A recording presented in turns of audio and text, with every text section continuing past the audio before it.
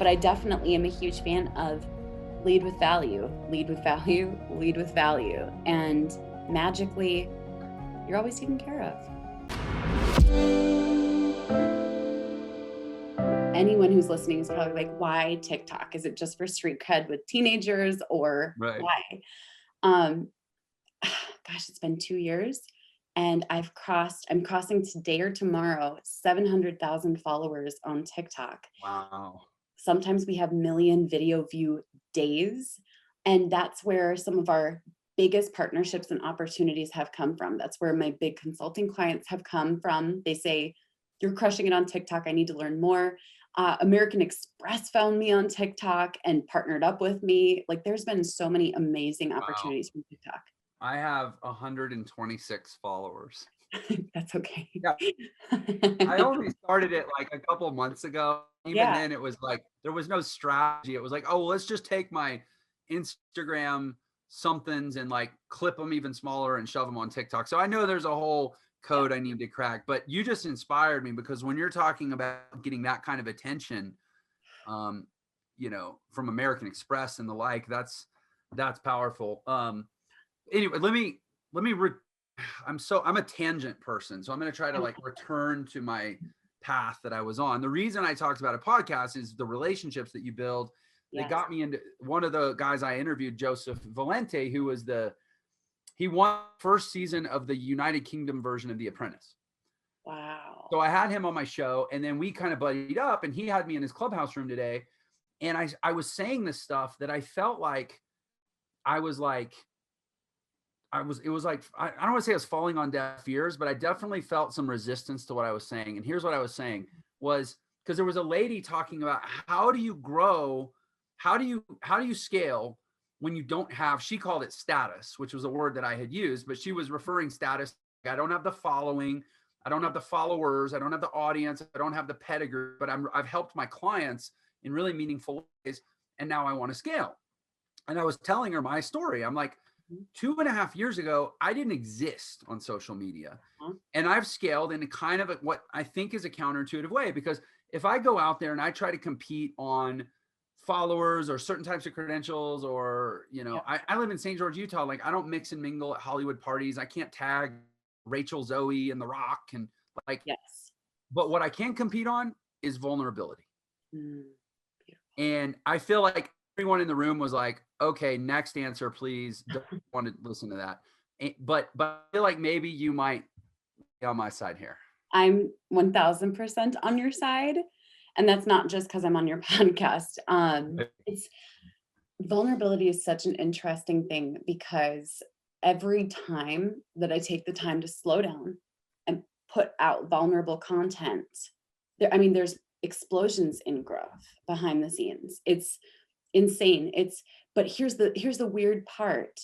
Vulnerability feels like the opposite of what we should be doing on social. So you're going completely against all of the culture of social media when you're vulnerable. And I personally find that it takes a lot of strength to show weakness or fears or insecurity or pain that we've gone through on social media. But I don't look at any of my wins posts and see the kind of growth that we've had from when I tap into that vulnerability and bring people into that moment with me, and then also lead them out of it.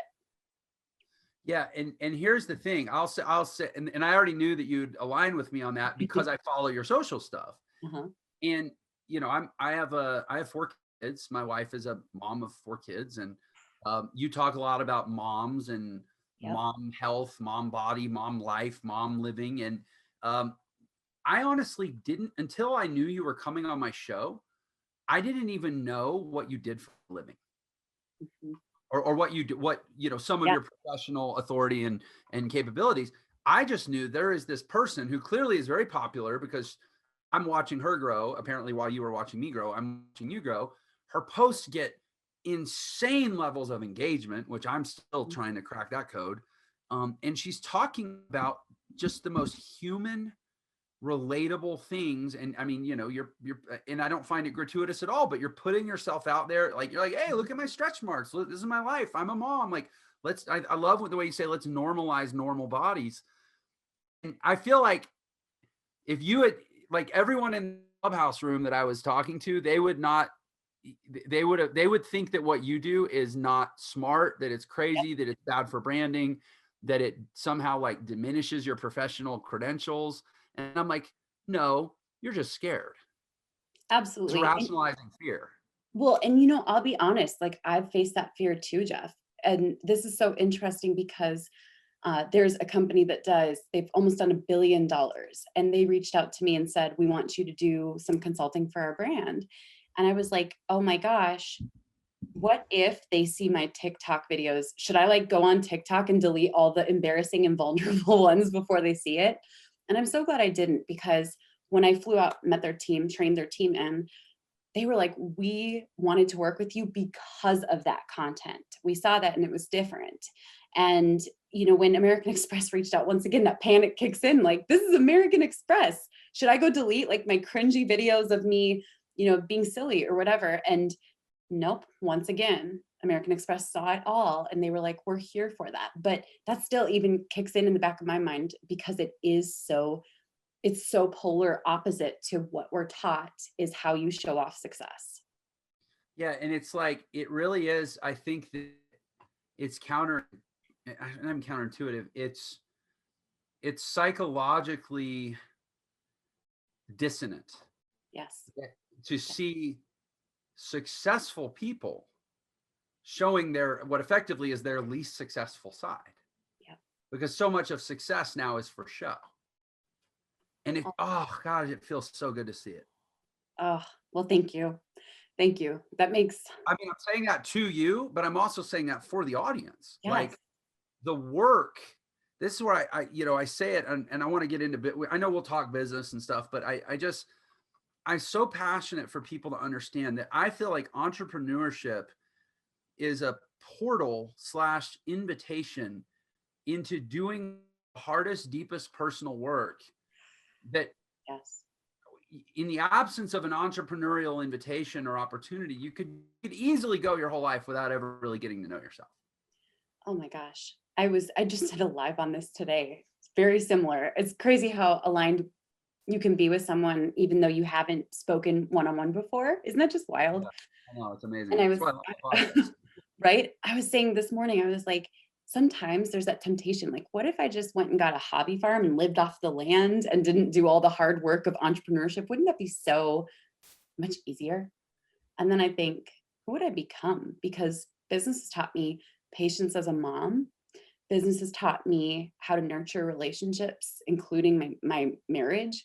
Business has taught me so much about becoming the best version of myself. Like, what if I stopped? That's actually kind of a scary thought.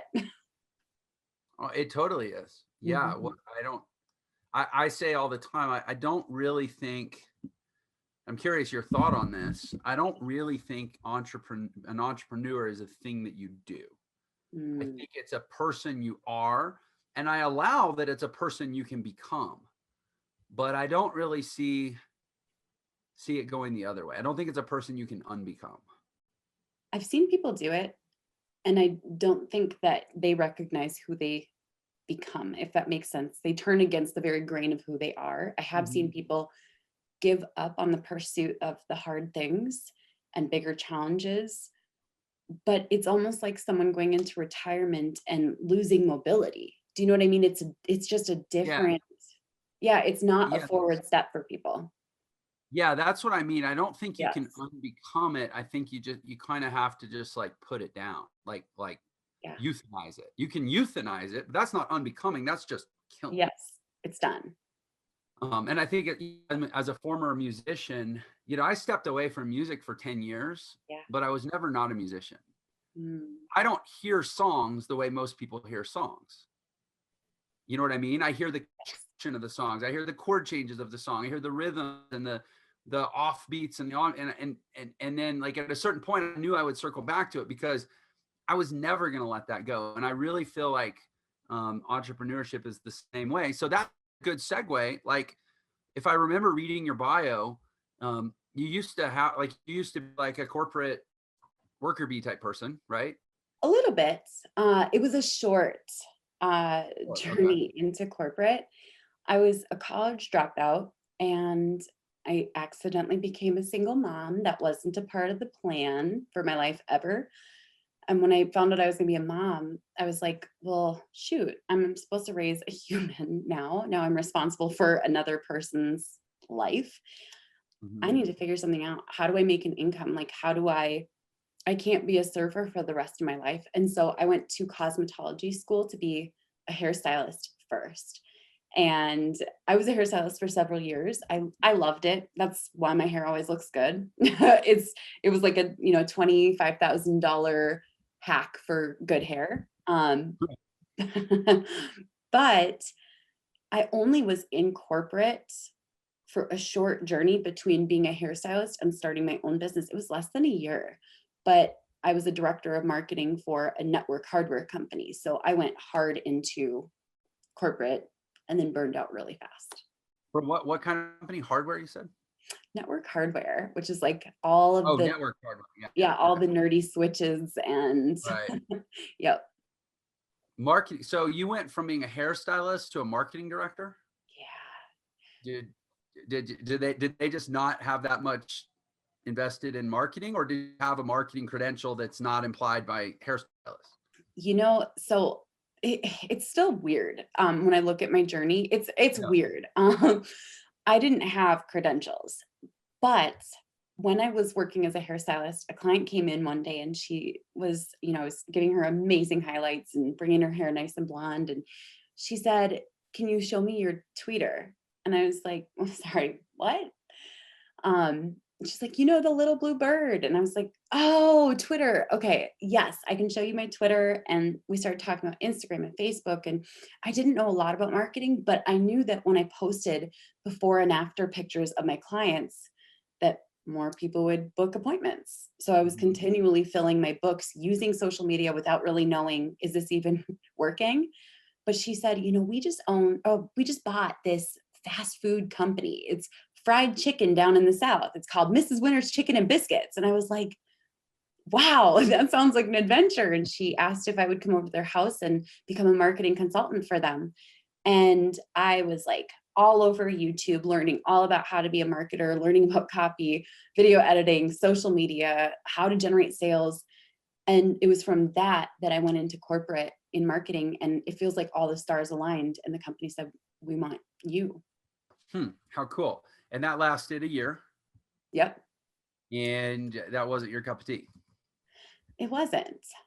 It's so interesting. I actually just saw on a plane the other day the owner of that company, and I had so many like fond memories of working at that company. I loved the people there. It was a really cool culture. But there was this like part of me deep down inside that was like, "You're building something for someone else. Mhm. When are you going to be able to take a month and travel while you work or not work while you travel?" And you've probably had those moments too. I know we all have that moment where you're like, "I was meant to build something for myself."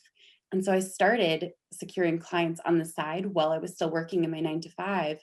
And within 6 months, I had replaced my salary. And I was like, "I think it's time to do this."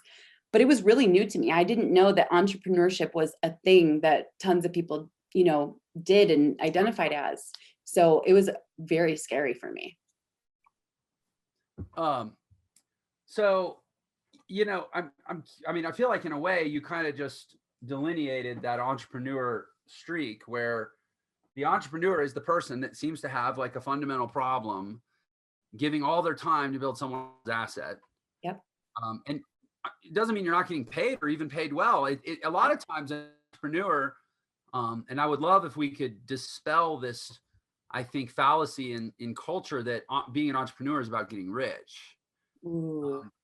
I think being an entrepreneur is about having control. Without a doubt. Without a doubt. Um, it was so interesting because I liked that job. I liked the people I worked with. I liked the projects I got to take on. For me, there was really two breaking points, and one was when I started seeing opportunities for big projects that could generate leads on social, and learning that we were capped by a marketing budget that was already decided for the next year. That was so hard for me. I was like, we need to be on YouTube and we need to be on Snapchat. And we need to try these different things. and being told that's not our focus right now. And I was like, oh, but I have this gut feeling we need to go there. That was kind of the first domino for me. I knew that there was so much more we could tap into, and I needed that freedom, that control of my own to be able to make those things happen. Yeah, that's so what it is. And then you said you started attracting clients on the side. What were you doing to attract them? Mostly LinkedIn. It's one of my favorite platforms, and it's kind of ignored quite a bit, I think. Yeah. Yeah. Do you enjoy LinkedIn? I mean, I'm on it and I seem to get a different type of engagement there that I appreciate. I know that our HR person is all over LinkedIn for obvious reasons, because Yes. we're scaling and trying to steal great people that, Yep. unfortunately, great people are usually gainfully employed somewhere else. Great, so Yeah. you have to kind of be aggressive. But no, I haven't used it a lot for marketing, but we have an agency program within Entra where we teach people digital agencies, and the faculty that is involved in that program is very avid about LinkedIn for lead generation. Yes, and that was exactly what we did. Uh, my big thing was I don't have a network of business owners. I wasn't raised by business owners. I'm not a part of the entrepreneur circles in Minnesota. So what if I find a place where I can find those people and Mhm. get in front of them? And so it quickly grew my network on LinkedIn and started doing two approaches, both inbound and outbound marketing. Although at the time I just said I just send people messages and I post content and then I get inquiries. And so that worked. I mean, that's how I got my first $42,000 worth of deals. Yeah. So knowing and I've never seen your stuff on LinkedIn, but certainly most of what I know of you is from Instagram, and I did check out your, really very, very good YouTube channel too. But I have to imagine that when you talk about I was sending messages and posting content, you were probably posting a good amount of quality content. Mhm. Am I guessing right? Yeah, absolutely. I also was sending a lot of messages. So because I didn't have a network, I knew that I was going to have to work really hard to get the ball rolling. And I'll be honest, there were a lot of people who were upset that I was pitching and straight up saying, like, do you want to hop on a call? I can support you, connect with you, identify holes in your marketing plan. But I got enough yeses where I was like, when you're hungry and you have to make something work, this is what I'm going to do. I'm going to do whatever it takes to make sure that my family's needs are met. Yeah, I'm so glad you said that, because somewhere along the way, sell turned into like a dirty four-letter word. And Yes. I'm so sick of the anti-selling movement in marketing. Oh my Like, gosh. Yes. just close a damn deal, you right? know, I'm Trying to so subtly Yep. influence people into their own, like, oh, I have an idea, I'll hire that person. Like, no, tell them to hire you and ask for the credit card. Yes, absolutely. You know, it's interesting because they say like nobody wants to be sold to. I actually disagree. And, a while back we went to a resort with our friends and I had the opportunity to sit through a timeshare presentation. And I was like, absolutely yes. This is going to be the coolest 90 minutes of my life. I'm going to take notes. Right. I'm going to break down what worked, what didn't. I'm not going to be angry by the process. But I was able to learn about the timeshares numbers because they accidentally like let it slip. And at that one office, they were producing $1 million a month. So that means that when some people say like, oh, this is sleazy, or oh, this isn't, this is a hard pitch, which sometimes there's a time and a place for just go for it. It means it's working with some people and some people are enjoying their timeshare. And I was like, this is incredible. And so I thanked them at the end. I said, thank you so much. This was an incredible masterclass in sales. I learned so much and they were so confused. But I really enjoyed it. Yeah, I feel the same way. I love the game. I love being a student of the game. I will never begrudge anyone for trying to sell me, although I might not think they're a good job. Mhm. But I agree with you. I don't think people fundamentally don't want to be sold. I think people don't like being sold by people they don't trust. Yes, absolutely. And that's why I asked about your content, Yes. because I have no doubt, I hear all these stories. Oh, LinkedIn doesn't work. It's turned into a big spam fest and the messenger little box is overrun with solicitations. I don't trust any of those people. And the way you build trust, and you know, this, I know this from scaling on social in the last 2.5 years and generating a lot of revenue from scaling, not just vanity metrics, is when people trust you, they really, really want to buy from you, and you actually hurt yourself if it's something you don't give them the invitation. And so my guess is on LinkedIn, what you did that other people weren't doing, tell me base here, is you are putting out enough good quality content that when people got some random message from Rachel Pedersen and they click on it, oh, let me check this lady out. There's a lot of value here. And she's transparent and so forthright. Clearly she's not like a fake person or some teenager in you know, Belarus who's pretending to be a white girl in America. Like, this is a real person and she's clearly trying to help. I will take her call and I will buy her service. I got buddy, because I want to put my head in the sand and just not do social media. I need a person. I like her. I mean, is that how it played out?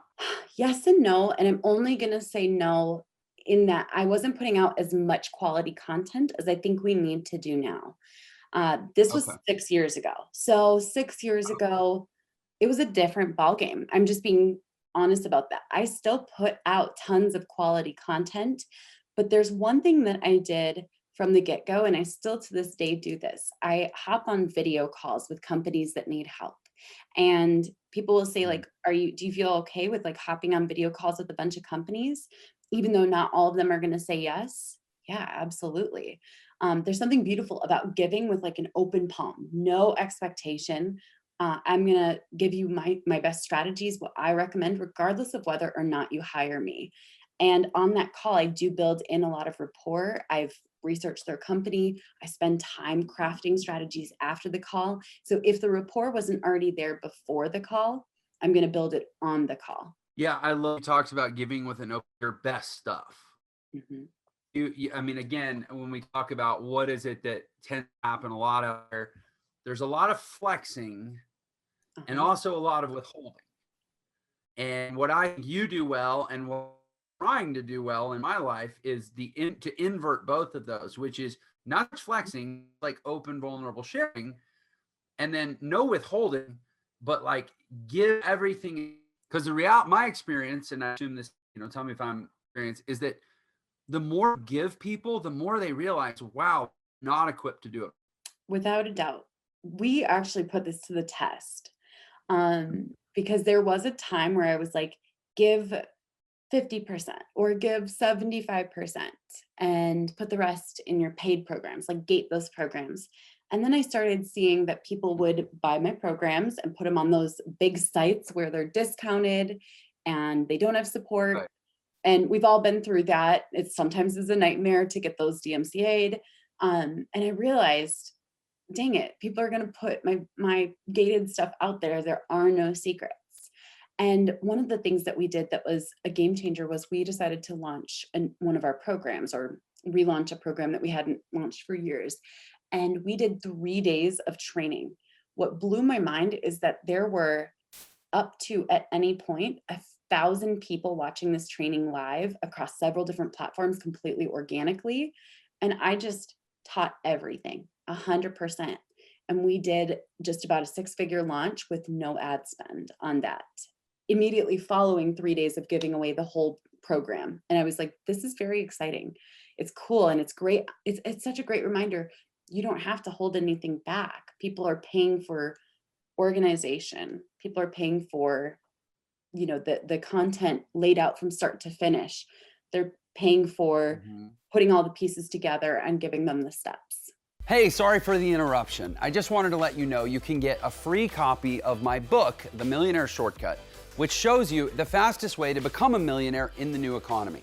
And there's a special link just for this episode in the description. So thanks for tuning in, and I hope you enjoy the rest of the episode.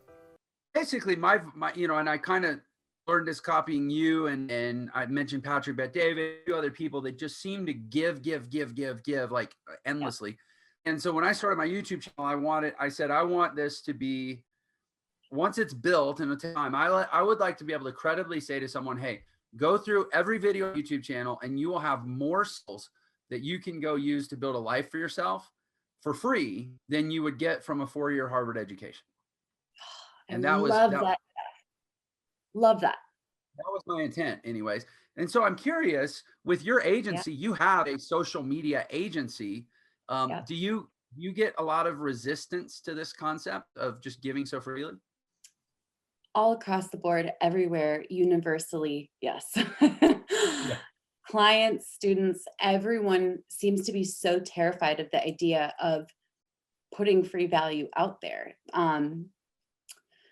There's definitely, I don't want to say it's scarcity mindset, because I feel like that can sometimes be a cop out, but I honestly truly believe that we're wired to think that we save our best for paid programs. But I always say, there was this conversation I had with Tucker Max, and I love Tucker Max so much. It's funny. He's so great. And he said to me, Rachel, do not save your best content for your next book, because there's no promise you'll get a next book. And what I loved about that was it reminded me that if I hold back my best content, there's no guarantee someone's going to come back and watch again. And that just shifted everything for me. So yes, there's tons of resistance to that, Jeff, like everywhere. Yeah. You know what, as you were saying that, what it brought up for me, imagine going into a first date being like, I'm going to make her work for it. She's not going to get my best stuff until my third date. Wow. Right? That'd be craziness. And we use the metaphor for marketing all the time. Yes. How do we just leave that aspect out of it? Because that would be the dating context. It's wild, but it is so ingrained in people's beliefs about creating content that I think it's going to take a long time for a lot of people to break that. But I definitely am a huge fan of lead with value, lead with value, lead with value. And magically, you're always taken care of.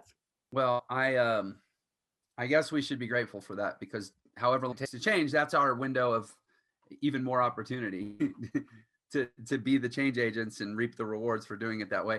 So I'm curious, there's a lot of people that put out I wouldn't say lifestyle content, but like life derived content that, comes from their life. There's a lot of people that have social marketing agencies. Yep. There's a lot of people that have, let's say, overlapping, attributes with you, but they don't necessarily get the results that you've gotten. And I always like asking my guests this: what makes you so special? Ooh. I love that question. That's like one of those deep, hard-hitting questions. And there's no room for false modesty. That's one of the reasons I ask. There's two answers to this. One is I'm obsessed with, seriously, intention. And so every piece of content I put out there, I ask myself, what is the intention? And I wish I could say that I came up with that. I learned that from Oprah. I love Oprah Winfrey. I think she's great. I think she's put out tons of amazing content. And she starts everything with, what is my intention? And when you start with your intention, you put your heart into things. But that's the first part. The second part is I'm obsessed. I can't put down books about marketing, about copy, about persuasion, influence, communication, leadership, all of the above. I'm obsessed with research. I spend Fridays researching, completely studying patterns, breaking down what works for people, what doesn't work, obsessively. I'm obsessed. I can't help it. Well, Grant Cardone says, be obsessed or be average. He does. I don't agree with everything Grant Cardone says, but I 100 agree with that. And I would argue, because I don't think anybody's arguing, I would pop that of the roughly 50 guests I've had on my show, they're all pretty obsessive. Yeah. I know I'm obsessive. Put out, somebody said, hey, Jeff, I remember when I started this whole journey, I was on stage at an event. It was September 2018, which is, if you look at my timeline, that's right when I started putting out content. And I was at this event and there were about 50 people in the room. And I said, hey, I kind of issued a challenge, and it wasn't this selfie stick, but it was kind of like this. And I held this up and I was like, I'm going to make $1 million with this. Who wants to do it with me? And everybody was like, oh yeah, I'm in. And so I had this little program. I said, okay, well, and I pitched, it was like a $1,000 look over my shoulder program, where I was real honest. I was like, I don't squat about social media marketing, but I know that when I commit to stuff, I typically pull it off. So I'm going to do this. You can look over my shoulder. I'll make a little video every day summarizing what I learned that day. Here's what I learned about you. I mean, this was when I like didn't even know it until I had 1,000 YouTube subscribers. I couldn't monetize videos. Like these are like all the little baby step lessons that I learned and I was sharing with the group as I was fumbling my way through this.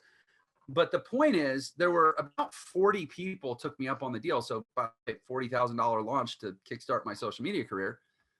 Guess how many of them were still making videos with me after 90 days? Only because I know people. I'm going to guess 3. 1. And they didn't last 6 months. Meanwhile, at the end of a year, I had my first 400 pieces posted my focus Facebook, but I was repurposing about 250 of them repurposed for YouTube. And so, in my first year, I had between YouTube, Facebook, and Instagram probably 1,000 pieces of content. And here's the thing, that the entirety of that span, a lot of feedback was, what the hell are you doing? Nobody knows who you are. Nobody's watching your videos. Get off of my feed. You're a loser. You're too old to be a social media influencer. To impress. Why don't you just retire already? You've got like nobody knew. And I just was like, because I was obsessed with the value out to the world. And I realized social media is the most scalable way to do that. But nobody else was, it was simple of just like tenacity and grit is honestly the only reason I did it. And I guess my question to you is, how would you get like this? Because frankly, if we could bottle that and feed it to the world, we'd have a drastically world. How does some become this obsessed? I would agree how with did that you? 100%. That if people could understand that obsession, and if more people were obsessed, there would be a lot more progress in so many avenues.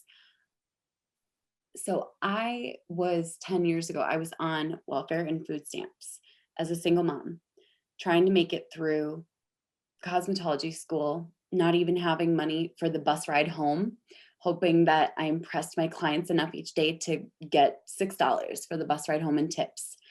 And I know what it's like to actually be really, really, really hungry. And so for that reason, I always translate that portion of my life into a hunger for business and excellence. It's so weird, but I think back to like the younger version of myself. And I think if she could see the opportunities I have today, she would say, please do well, please be excellent, please take full advantage of all of these opportunities. If the older version of me could see me today, I think she'd say, you know what to do, be excellent. And I think about the younger version of myself, the older version of myself, and it kind of makes obsession easy. I don't know. Have you had that experience? I mean, my company, Entre, I'm wearing Entre swag, but it doesn't have the Entre logo on it. This is one of my new shirts, so I like it. It says, underestimate me, that'll be fun. I love it. But no, our logo Entre is a big E. I don't have it on here either. Gosh, I got all this merch laying around. None of it has the emblem. The big E and the running not in our the E for excellence. That word is our obsession. I love that. And our mission statement at Entre is empowering people to achieve physical, personal, and professional excellence through entrepreneurial education. And our vision statement is, we believe in a world where an awesome life is achievable for anyone committed to excellence. So I was, as you were saying, you dropped that word 4 times in like 60 seconds. Just like that word is like key to my, like, I'm fanatical about it. And if there's anything that I could say is my world, it's not even that interested in trying to turn everybody into entrepreneurs. I just happen to think that entrepreneurship is the greatest crucible I've ever found in which to become excellent. Yep. Yep. So I love what you said. You say that you're grateful for those struggles. I didn't say it here, but I have said it quite a bit. It's so interesting because there's such and so you would say that. Yeah, I totally would say that. But I also would say there's a love-hate relationship with those struggles. In those struggles, the capacity for being able to take on really hard things was created. I also don't like parts of who I had to become in survival mode, if that makes sense. And I'm even like, I was just the other day writing about some of those stories, the ones that I haven't talked about before. And there are things that I look back and I'm like, I don't even know if I would recognize that girl if I saw her today, if that makes sense. Yeah. Are you comfortable if we kind of go in this direction with this conversation? Because this is like, Mhm. this is, I think, how we serve people, Yeah. honestly. Yeah. And I can say for myself, from having been a broke, but mostly not broken musician for the better of my 20s, you were a hairstylist, Yep. musician. We were both doing something that's creative and that we probably really enjoyed, but Yeah. that made for a really hard quality of life. And nobody's ever said it that way, Mhm. that I'm grateful for the struggle, but I don't love who I had to become I think that's what you said, at times, to Yeah. survive. I was just writing this like the other morning and like tears started coming down my face as I was writing it because I was thinking, oh my gosh, every person who's in survival mode, when you look at, I'm obsessed with Maslow's hierarchy of needs and learning about the basic needs, the physiological needs we have for food, warmth, shelter. When we don't have that guarantee, there's no way that someone can be the highest version of themselves. You can't talk to them about mindset if they don't know if their rent is going to be paid. And studying Maslow's hierarchy of needs over and over and over again, I'm reminded, like, I have to have grace for people who are in that survival period in their lives. And I love that we're talking about this, because no one does. No one really does. Well, yeah, everybody's trying to flex how far removed they are from survival mode. Hmm. Yeah, man. It's actually hard to like maintain a composed and fluid interview right now because you've sent me back to remembering my life Yeah. 20 years ago. Um, some of the gigs I played, Hmm. some of the some of the situations that a musician finds himself in as an entertainer of the nightlife in a major city, and things that I'm around. Um, without getting graphic or specific, I don't want to put you in an uncomfortable corner. Like, let's assume there's somebody out there who's in that mode and they're like, oh my gosh, thank goodness two really successful entrepreneurs are talking now. What do you think we can say? Ooh. First and foremost, that there's a different choice. And I know that that sounds so interesting because in survival mode, we only see like the next day, the next week, the next bill, the next $100, right? Like we all know. Do you remember like when making $100 was make or break? When that was, making sure your rent was paid or making sure you had diapers or making sure you had food, right? There's always a different choice. And if you can just take a moment and step back and ask yourself, how do I get out of this cycle? You can sometimes see paths that will take you in a totally different direction. Number two, study people who have been where you've been and map out what their journey was. I love studying what people's steps were, where they started, where they ended up. Can I see the path? If I can see the path, I'm like, let's go for it. And number three, have forgiveness for yourself when you get out of survival mode. Yeah, that's powerful. I can say that and arguably the second, I destroyed marriages because I didn't know how to be a husband inside of survival mode. Yeah. I didn't know how to not be. Hmm. Honestly, this is why I am such an evangelist for capitalism and entrepreneurship and making money, like making crap loads of money, because poverty is the most selfish state. Hmm. And I say it without judgment, like saying, and for me, it was like I hurt I think that, you know, and were those marriages destined to work out? No, I'm not grateful that I'm happily married now and I have 4 amazing kids and I love my wife. I'm married to my best friend and soulmate, but it doesn't mean I'm glad that I think I probably did hurt those people in ways, Yeah. because I was forced by necessity to be very selfish. I'm curious, have you read the 10X rule by Grant Cardone? Uh-huh. Oh yeah. So when Grant talks about you have to 10X your problems too. And I had Grant on the show about maybe a month or two ago, right when Undercover Billionaire was coming out and he was kind of doing a promo circuit. And he returned back to this point about how he approached the Undercover Billionaire problem, which you're familiar with the concept of. Oh, right. He's like, I had to 10X. He said, remembered back the 10X rule. Don't just 10X your effort. You just 10X your goals. You 10X your problems. Because when you're trying to solve a problem that's 10 times bigger than the problem you actually have, you invite a whole different level of creativity and different strategies than you would if you were only trying to solve the problem you have. And I'm curious, you know, like you said, it's hard to talk mindset to someone in survival mode. Yes. Do you think there is a rationale and a pragmatism to saying, okay, you're struggling to make $2,000 a month to pay your rent and your whatever? Survival is it's common. Mm-hmm. The vast majority of people in the world are trying to survive. So if you want an uncommon life, you have to get out of common living. And knowing that hand-to-mouth survival is very common, that is actually, to me, the essence of the 10X rule. Stop trying to make $2,000 a month. Start trying to make $20,000 a month. Because now you'll be, even though you're maybe in a common state of life, you'll be taking an uncommon approach, which is the best shot you have at an uncommon outcome. I think I sound reasonable when I say that, or I sound like an asshole who just doesn't get it. Ooh, that's an interesting question. Or both, maybe. I think it depends on who the person is. Some people thrive when they have a challenge like that. For example, if you give me a 10X challenge, I'm on it. I can do it.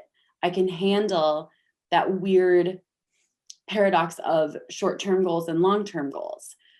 But there are some people, and I love studying personality types, there are some people who, given that choice or that option to 10X or not, they're going to thrive best with baby steps. And the interesting thing is I have like family members who are that way. And so I would say, for me, knowing the types of people that I'm talking to helps me to understand which mentality they're going to thrive with, because I think it can work really well. And I think for some people that can be super like paralyzing and they get stuck. So yeah, I think it can work, and I think it cannot too. Yeah, I would say I've always been a dilettante at personality science, but since scaling Entra, is, you know, big and fast and we're in hyper growth. So the wrong hire is it's nitroglycerin handled the wrong way. But the right hire is an accelerant and a growth multiplier. So we've gotten obsessed about and are they a culture fit, and and they keep up, and, you know, are they going to wait to need to be told what to do? Are they going to innovate and all that stuff? So I've gotten really, really on that in the last year. I'll report to you that I'm an INTJ, Myers-Briggs, INTJ. I don't know if you know what you are, but that was, and actually, you know, everybody says don't have business partners. Like a 50-50 business partnership is a recipe for disaster, right? So I have a 50-50 business partner with Entra, and we've literally never even we don't even have to talk each other into things. We always just agree. And it's the most seamless relationship ever. And it turns out he's an INTJ too. So we have similar processes, but listen to this. I'm an INTJ visionary. He's an INTJ integrator. Wow. So we assess the same way, but then we thrive in different types of execution that complement each other. Yes. And people, you know, and I didn't know this until the last retreat last month, where we actually did all this due diligence on ourselves. And I'm like, oh, no wonder we're kicking ass, right? I'm such a fan of personalities, but But how do you deliver? I mean, because I speak to all kinds, and I there's a reason my audience is 75 to 80% men, and that you're part of it because you like the more masculine, hyper, go, let's do this energy, because I'm all about action and excellence and execution and no bullshit, screw your excuses, all that stuff. You got it.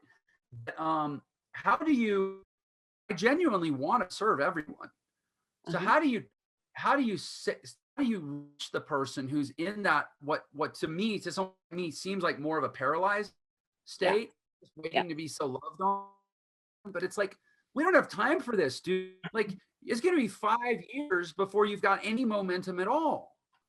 So how do you bridge to that person in an effective way? Help me out. I'm asking selfishly. I love that question. My audience is 83% female.